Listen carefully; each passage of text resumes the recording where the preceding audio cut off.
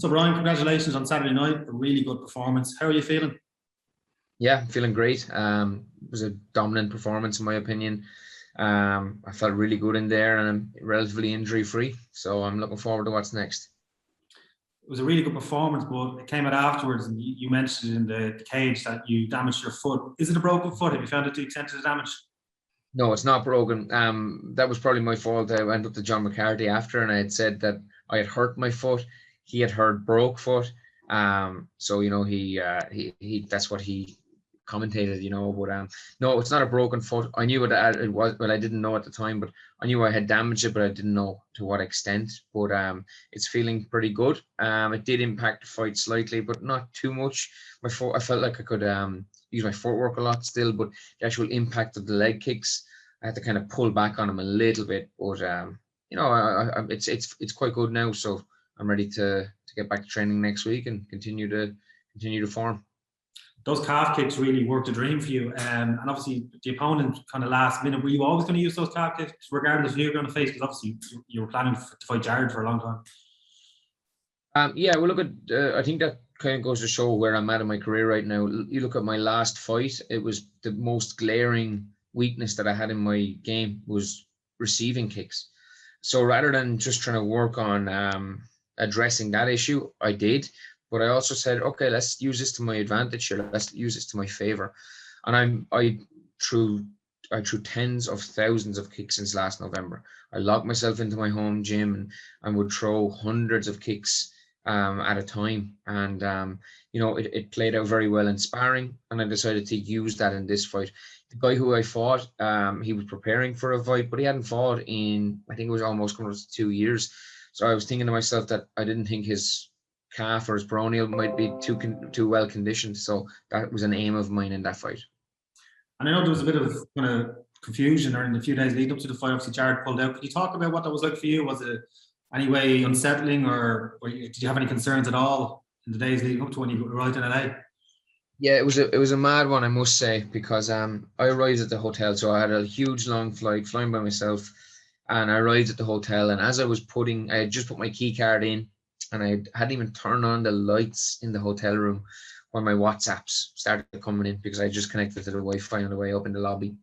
And a message came in from my coach, John, and all I could see was Scoggins out, COVID, have you left yet? All these messages. I was like, oh, fuck. So, read through the messages. It was Scoggins was out. He had got COVID. Nothing that could be done in that regard, but they got me a replacement, a 20 wins, 5 losses opponent. He was ranked very high in Russia, ranked very high in Japan, and I said, yes, let's do it. But he pulled out the next day after accepting. So they got me Winski, which I was delighted with, because I didn't want him just to pick up some scrub from California. I wanted it to be a good, reputable opponent. He was 11-2. He had 2 wins against UFC vets. So I knew it would be a good opponent, and I was really happy to just get it done. I was offered my show money to just hang out and look at the fights, but I was there on business. I was there to fight, and that's gladly we got to do that. And in terms of what you do, because I know you spoke after the fight about you're a big fan of game plan and really went into detail. Do you watch the fight in the days afterwards, or will you give it till next week when you're back in training? Or have you looked back at it at all? I've watched it about 8 times, I think now. Yeah. To be honest, I'm really hard on myself after every fight, and anyone who knows me knows that. But I was actually very proud of my performance, I must say. I was very proud of how, me and my team, me and my small family, how we all prepared for this, and then the outcome and the performance itself. Always I'm hard when I don't get a finish, but he was a tricky opponent. He was defensively quite sound, and I thought I looked very good in all ranges. I was very happy with my angles. I was very happy with my footwork. Very happy with my ground control, my clinch work. I was just proud of my performance. And it was a performance that stood out. I mean, there's a lot of praise on your social media from Irish journalists, US journalists, UK journalists. But then yesterday came out, the rankings were updated. You weren't in the top 10. You seem to be disappointed about that. Can you just give your reaction when you seen that? The rankings are a joke. Let's be honest. To not be ranked after that performance, even though I was ranked the previous is a joke. Let's be honest, and that I'm not the only one that feels that way. I think it's just a general consensus now, and there's a lot of fighters that are left out of these top tens that should be in. You look at Brett Johns is not in it. You look at Sabatella, who beat Brett Johns, he's not in it. This is mind-boggling. You know how these like, and that's why I've asked for Caspel. If you think that Caspel can beat me, put him in November with me in Dublin, and let's see how that goes. Because I'm telling you, he's not getting out of round one. His style versus my style, my skills versus his skills. He's not getting out of round one. He'll be stretchered out of there. Yeah, like I don't even think the Bellator Dublin card has been confirmed in general, but I've seen hundreds of messages saying Moore versus Caspel, Moore versus Caspel, Moore versus Caspel. I suppose like whether it's Caspel or not, you're 100% want to be on that card in November. I have to be on that card. I'm on a 3-fight win streak. In my mind, it's a 5-fight win streak. You know, I'm doing good things at Bellator. I'm doing good things for this bantamweight division. And I deserve a big named opponent next.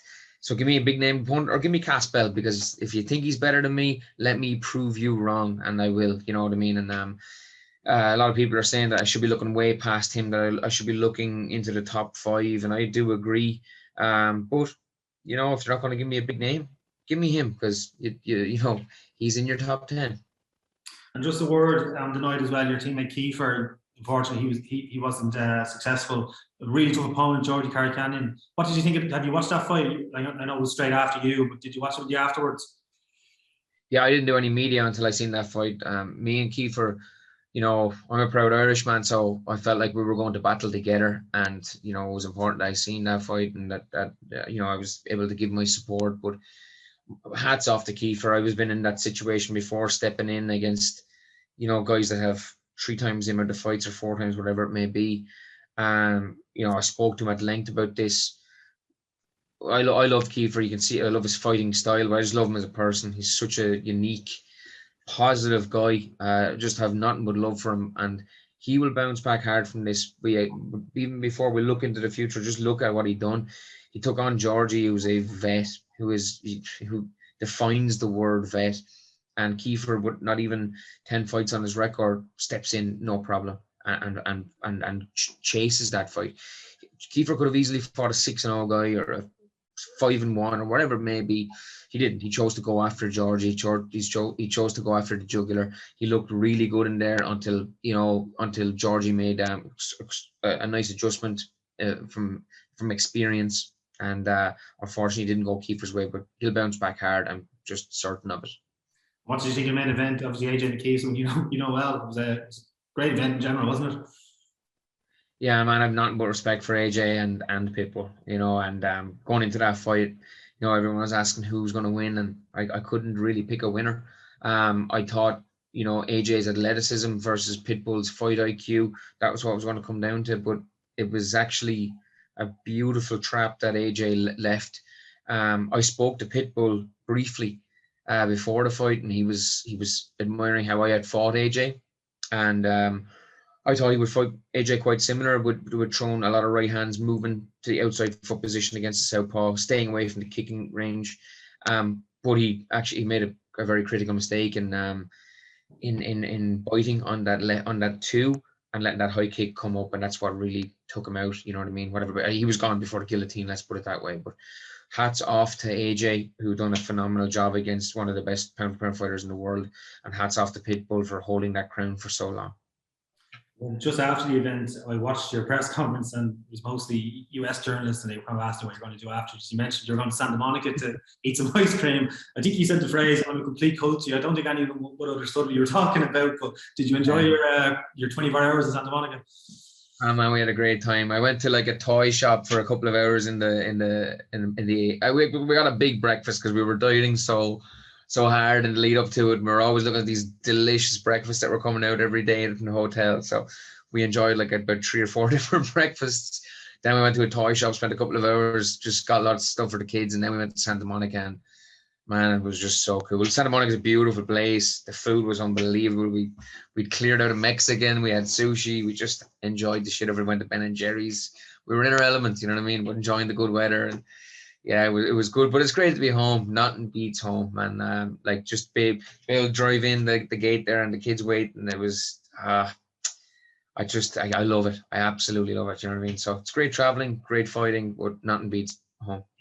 And will you take a short break now before getting into camp, hopefully for November fight? Yeah, like I've done 2 camps back to back as such. I'm going to take a full week where I don't train at all, and it's going to be odd.